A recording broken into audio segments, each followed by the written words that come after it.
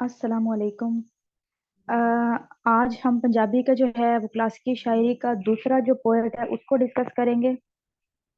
उम्मीद है कि आपने वो जो पीछे वाला मैंने पढ़ाया उसके नोट्स भी बनाए होंगे और उसको याद भी अच्छे से किया होगा और कोई पास पेपर से क्वेश्चन भी अटेम्प्ट किया होगा। ठीक है। बेहतर ये है कि आप साथ साथ नोट्स मेकिंग करते जाएं ताकि लास्ट पे जाके आपके ऊपर बर्डन ना बन जाए, क्योंकि ये ऐसा सब्जेक्ट नहीं है कि जिसके ऊपर आप महीना 2 महीने बैठे रहें उसकी क्रैमिंग करें और उसके नोट्स बनाएं। बस यही जो 15 क्लासेस होनी है इसी में से कवर हो जाना है और इसके अलावा आपको एक्स्ट्रा इसको पढ़ने की जरूरत नहीं है। ठीक है। आज हमने पढ़ना है बाबा बुल्ले शाह को। बाबा बुल्ले शाह में सब तो पहले लिखो मुरली गल बात। मुरली गल बात थले लिखो बुल्ले शाह पंजाबी ਜ਼ੁਬਾਨ ਵਿੱਚ ਇੱਕ ਵੱਖਰਾ ਮਕਾਮ ਰੱਖਦੇ ਨੇ। ਬੁੱਲੇ ਸ਼ਾਹ ਪੰਜਾਬੀ ਜ਼ੁਬਾਨ ਵਿੱਚ ਇੱਕ ਵੱਖਰਾ ਮਕਾਮ ਰੱਖਦੇ ਨੇ। ਉਹਨਾਂ ਦਾ ਅਸਲ ਨਾਂ ਸੈयद ਅਬਦੁੱਲਾ ਗਿਲਾਨੀ ਸੀ ਤੇ 1680 ਵਿੱਚ ਪੈਦਾ ਹੋਏ। ਠੀਕ ਹੈ। ਉਹਨਾਂ ਦੇ ਵਾਲਿਦ ਦਾ ਨਾਂ ਸਖੀ ਮੁਹੰਮਦ ਦਰਵੇਸ਼ ਸੀ ਤੇ ਪੀਰ ਇਨਾयत ਸ਼ਾਹ ਦੀ ਬੈਅਤ ਕਰਕੇ ਸਿਲਸਿਲਾ ਏ ਕਾਦਰੀਆ ਵਿੱਚ ਸ਼ਾਮਿਲ ਹੋ ਗਏ। ਉਹਨਾਂ ਨੂੰ ਪੰਜਾਬੀ ਜ਼ਬਾਨ ਦਾ ਨਿਡਰ ਤੇ ਬੇਬਾਕ ਸੂਫੀ ਸ਼ਾਇਰ ਵੀ ਆਖਿਆ ਜਾਂਦਾ ਹੈ। ਠੀਕ ਹੈ। ਕਿਉਂਕਿ ਉਹਨਾਂ ਕਾਮਿਲ ਮੁਰਸ਼ਿਦ ਦੀ ਤਲਾਸ਼ ਲਈ ਆਪਣੇ ਘਰ ਵਾਲਿਆਂ ਦੀ ਕੁਰਬਾਨੀ ਦੇ ਦਿੱਤੀ ਤੇ ਉਹਨਾਂ ਨੇ 1757 ਵਿੱਚ ਵਫਾਤ ਪਾਈ। ਇਹ ਤੁਹਾਡਾ ਇੰਟਰੋ ਹੈ। ਇੰਟਰੋ ਦੇ ਥੱਲੇ ਤੁਸੀਂ ਇਹ ਵੀ ਕੋਡ ਕਰਨਾ ਹੈ ਕਿ ਇਹਨਾਂ ਨੂੰ ਬਹਾਦਰ ਸ਼ਾਇਰ ਆਖਿਆ ਜਾਂਦਾ ਹੈ। ਬਹਾਦਰ ਸ਼ਾਇਰ ਕਿਸ ਵਜ੍ਹਾ ਤੋਂ ਆਖਿਆ ਜਾਂਦਾ ਹੈ ਕਿ ਇਹਨਾਂ ਨੇ ਮੁਰਸ਼ਿਦ ਦੀ ਲੋੜ ਵਾਸਤੇ ਆਪਣੇ ਘਰ ਵਾਲਿਆਂ ਨੂੰ ਛੱਡ ਦਿੱਤਾ ਸੀ, ਆਪਣੇ ਘਰ ਵਾਲਿਆਂ ਦੀ ਕੁਰਬਾਨੀ ਦੇ ਦਿੱਤੀ ਸੀ। ਠੀਕ ਹੈ। ਉਸ ਤੋਂ ਬਾਅਦ ਤੁਹਾਨੂੰ ਕੱਲ ਦੀ ਕਲਾਸ ਵਿੱਚ ਦੱਸਿਆ ਸੀ ਕਿ ਮੁੱਢਲੀ ਗੱਲਬਾਤ ਲਿਖਣ ਤੋਂ ਬਾਅਦ ਤੁਸੀਂ ਜਿਹੜਾ ਉਸ ਦਾ ਫਿਕਰੀ ਵੇਰਵਾ ਕਰਨਾ ਹੈ, ਜਾਂ ਫਿਕਰੀ ਵੇਰਵਾ ਜਾਂ ਫਿਕਰੀ ਜਾਇਜ਼ਾ, ਤੁਹਾਡੀ ਮਰਜ਼ੀ। ਜਾਇਜ਼ੇ ਦਾ ਲਫ਼ਜ਼ ਇਸਤੇਮਾਲ ਕਰੋ ਜਾਂ ਵੇਰਵੇ ਦਾ ਕਰੋ, ਮਤਲਬ ਦੋਵਾਂ ਦਾ ਇੱਕ ਹੀ ਹੈ। ਠੀਕ ਹੈ। ਜਦੋਂ ਅਸੀਂ ਇੱਥੇ ਫਿਕਰ ਤੇ ਗੱਲ ਕਰਨੀ ਹੈ ਨਾ, ਤੇ ਅਸੀਂ ਮਤਲਬ ਕਿ ਉਸ ਬਾਬੇ ਦੀ ਸੋਚ ਬਾਰੇ ਗੱਲ ਕਰਨੀ ਹੈ ਕਿ ਉਸ ਬਾਬੇ ਦੀ ਕਿਹੜੀ ਸੋਚ ਸੀ, ਉਹ ਲੋਕਾਂ ਨੂੰ ਕਿਹੜੀ ਅਵੇਅਰਨੈਸ ਕਰਾਉਣਾ ਚਾਹੁੰਦਾ ਸੀ, ਕਿਸ ਚੀਜ਼ ਉੱਤੇ ਗੱਲ ਕਰਨਾ ਚਾਹੁੰਦਾ ਸੀ, ਉਹਦਾ ਮਕਸਦ ਕੀ ਸੀ। ਠੀਕ ਹੈ। ਅੱਛਾ, ਹੁਣ ਉਸਦੀ ਅਸੀਂ ਕੀ ਕਰਨਾ ਹੈ, ਫਿਕਰ ਬਾਰੇ ਗੱਲ ਕਰਨੀ। ਫਿਕਰ ਵਿੱਚ ਸਭ ਤੋਂ ਪਹਿਲੇ ਤੁਸੀਂ ਹੈਡਿੰਗ ਬਣਾਣੀ ਹੈ ਫਲਸਫਾ ਵਹਦਤੁਲ ਵਜੂਦ। ਠੀਕ ਹੈ। ਇਹਦੇ ਥੱਲੇ ਤੁਸੀਂ ਸ਼ੇਰ ਲਿਖਣਾ ਹੈ। ਰਾਂਝਾ ਰਾਂਝਾ ਕਰਦੀ ਨੀ ਮੈਂ ਆਪੇ ਹੀ ਰਾਂਝਾ ਹੋਈ, ਸੱਦੋ ਨੀ ਮੈਨੂੰ ਦੀਦੋ ਰਾਂਝਾ ਹੀਰ ਨਾ ਆਖੋ ਕੋਈ। ਮੈਂ ਰਾਂਝੇ ਵਿੱਚ ਰਾਂਝਾ ਮੈਂ ਵਿੱਚ ਹੋਰ ਖਿਆਲ ਨਾ ਕੋਈ, ਮੈਂ ਨਹੀਂ ਉਹ ਆਪੇ ਆਪਣੀ ਆਪ ਕਰੇ ਦਿਲ ਜੋਈ। ਠੀਕ ਹੈ। ਥੱਲੇ ਤੁਸੀਂ ਹੁਣ ਕੀ ਕਰਨਾ, ਤੁਹਾਨੂੰ ਕੱਲ ਵਾਲੀ ਕਲਾਸ ਵਿੱਚ ਹੀ ਸਮਝਾਇਆ ਸੀ। ਤੁਸੀਂ ਥੱਲੇ 4 ਤੋਂ 5 ਲੈਣਾ ਵਿੱਚ ਸ਼ੇਰ ਦੀ ਜਸਟ ਨਸਰ ਕਰ ਦੇਣੀ, ਇਸ ਤੋਂ ਇਲਾਵਾ ਕੁਝ ਵੀ ਨਹੀਂ ਕਰਨਾ। ਠੀਕ ਹੈ। ਨੰਬਰ 2 ਹੈਡਿੰਗ ਬਣਾਓ ਗਰੂਰ ਤੇ ਤਕੱਬੁਰ ਦੀ ਨਿੰਦਿਆ। ਨੰਬਰ ਦੂਸਰੀ ਹੈਡਿੰਗ ਬਣਾਓਗੇ ਗਰੂਰ ਤੇ ਤਕੱਬੁਰ ਦੀ ਨਿੰਦਿਆ। ਇਹਦੇ ਚੋਂ ਕਹਿੰਦੇ ਨੇ ਕਿ ਫੁੱਲਾਂ ਦਾ ਤੂੰ ਅਤਰ ਬਣਾ, ਫੁੱਲਾਂ ਦਾ ਤੂੰ ਅਤਰ ਬਣਾ, ਅਤਰ ਤੂੰ ਕੱਢ ਦਰਿਆ, ਦਰਿਆ ਵਿੱਚ ਤੂੰ ਰਜ ਕੇ ਨਹਾ, ਮੱਛੀਆਂ ਵਾਂਗੂ ਤਾਰੀਆਂ ਲਾ, ਫੇਰ ਵੀ ਤੇਰੀ ਬੋ ਨਹੀਂ ਮੁੱਕਣੀ, ਪਹਿਲੇ ਆਪਣੀ ਮੈਂ ਮੁਕਾ। ਠੀਕ ਹੈ। मतलब उन्होंने कहने का मतलब है कि पहले अपना अंदर मार, अपनी मैं मुका दे, फिर तो तेरी बो खत्म होएगी। फिर मतलब आप जैसे अपनी लैंग्वेज में कहते हैं एटीट्यूड। ठीक है। हमारे अंदर इतना एटीट्यूड है कि हमें दूसरे बंदे की बात ही नहीं सुननी, हमें लगता है कि हम इससे ज्यादा है। ठीक है। ये हम उसका अपने सामने कुछ नहीं समझते, हमें लगता है कि इसके हमारे सामने कोई वैल्यू नहीं है। तो वो कह रहा है आपको कि इस चीज को खत्म कर दो। ठीक है। इस चीज को साइड पे करो। अगर तुम इस चीज को साइड पे नहीं करते तो तुम पाक नहीं हो सकते, कभी भी तुम अल्लाह ताला की नजर में ऊंचा मकाम हासिल नहीं कर सकते। वो यहाँ पर आपको ये चीज समझाना चाह रहा है। फिर उसके बाद देखिए आपने हेडिंग बनानी है इंसानियत दा दर्स। ठीक है। इंसानियत दे दर जो कहता है मस्जिद ढा दे, मंदिर ढा दे जो कुछ ढा दे, पर ਕਿਸੇ ਦਾ ਦਿਲ ਨਾ ਢਾਵੀਂ ਰੱਬ ਦਿਲਾਂ ਵਿੱਚ ਰਹਿੰਦਾ। ਠੀਕ ਹੈ। ਇਹਦੇ ਚੋਂ ਇਹ ਕਹਿਣਾ ਚਾਹ ਰਿਹਾ ਹੈ ਕਿ ਕਿਸੇ ਦਾ ਦਿਲ ਨਹੀਂ ਢਾਣਾ, ਮੀਨ ਕਿ ਉਹ ਇਨਸਾਨੀਅਤ ਦੇ ਬਾਰੇ ਗੱਲ ਕਰ ਰਿਹਾ। ਠੀਕ ਹੈ। ਕਿ ਕਿਸੇ ਨੂੰ ਤਕਲੀਫ ਨਹੀਂ ਪਹੁੰਚਾਣੀ। ਠੀਕ ਹੈ। ਕਿਸੇ ਦੇ ਦਿਲ ਨੂੰ ਠੇਸ ਨਹੀਂ ਪਹੁੰਚਾਣੀ। ਮਖਲੂਕ ਖੁਦਾ ਨਾਲ ਪਿਆਰ ਕਰ ਤੂੰ। ਠੀਕ ਹੈ। ਅੱਛਾ, ਉਸ ਤੋਂ ਬਾਅਦ ਨੰਬਰ 4 ਹੈਡਿੰਗ ਵੇਖੋ ਮੁਹੱਬਤ ਦਾ ਦਰਸ। ਠੀਕ ਹੈ।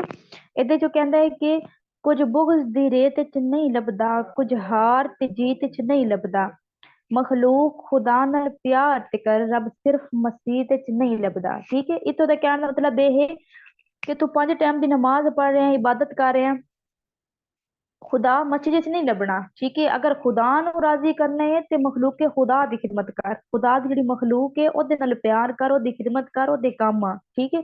अगर तू 5 टाइम ਦਾ नमाज़ी है तो मतलब ये नहीं है कि तू रब ਦੀ नजर ਵਿੱਚ ਉੱਚਾ मकाम हासिल कर लिया, पहले हकूकुल इबाद अदा कर, ठीक है। ਉਹਨਾਂ ਨਾਲ ਮੁਹੱਬਤ ਨਾਲ पेश आ।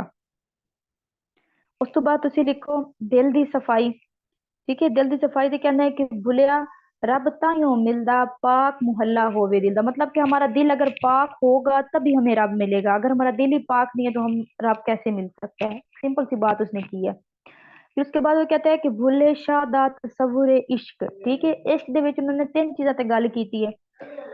पहली गल उन्हें की है मुर्शिद ते, ठीक है। वो कहना है कि मुर्शिद नाल मुहब्बत, ਇਹਦੇ जो कहना है कि पहली पौड़ी प्रेम दी पुल सिरात डेरा, हाजी मक्के वल मुंह करन मैं मुख वेखा तेरा, ठीक है। वो अपने मुर्शिद को कह रहे हैं, उन्होंने किसकी बैत की थी, अनायत शाह की, ठीक है।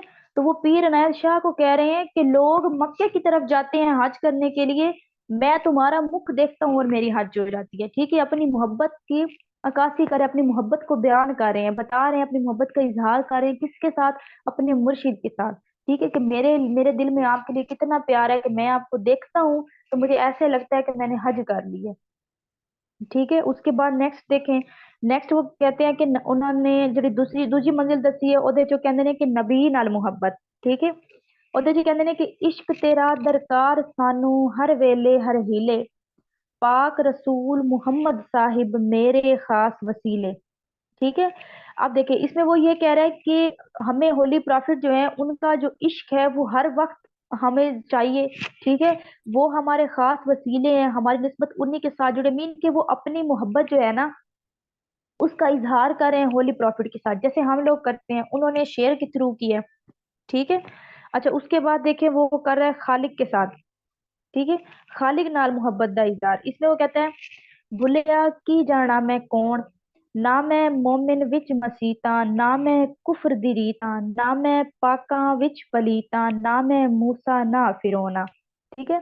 अब वो कह रहा है कि मैं कुछ भी नहीं हूँ, ना मैं मोमिन हूँ, ना ही मैं काफिर हूँ, ना मैं पाक हूँ, ना मैं पलीत हूँ, ना मैं मूसा हूँ, ना फिरौन हूँ, मैं कुछ भी नहीं हूँ। जो कुछ भी है सिर्फ रब की जात है, उसके उसके अलावा कुछ नहीं है, ठीक है। मीन क्या कि वो अपने रब के साथ अपने मोहब्बत का इजहार कर रहे हैं, ठीक है। अपने प्यार का इजहार कर रहे हैं किसके साथ, खालिक के साथ, खालिक के हकीकी के साथ। उसके बाद नेक्स्ट देखें।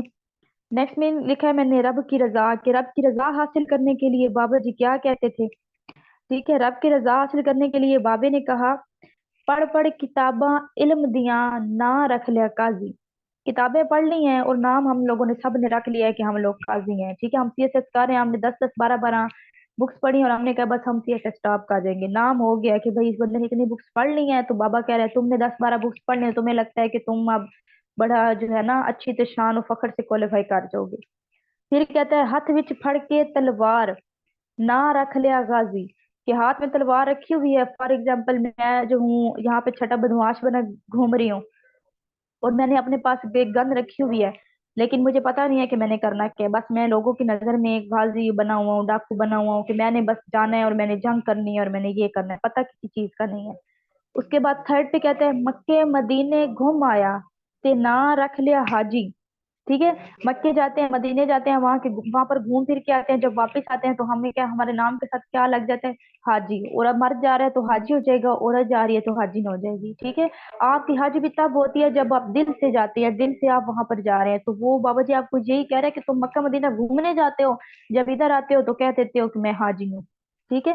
फिर वो कहता है ओ बुलिया हासिल की कीता जे तू रब न कीता राजी, कि तुमने इतना कुछ कर लिया, इतना कुछ करने के बावजूद भी तुम्हारे से तुम्हारा रब ही राजी नहीं है, तो फिर ये सब कुछ करने का फायदा क्या है, ठीक है। फिर तुमने क्या हासिल कर लिया जब तुम अपने रब को राजी नहीं कर पाए।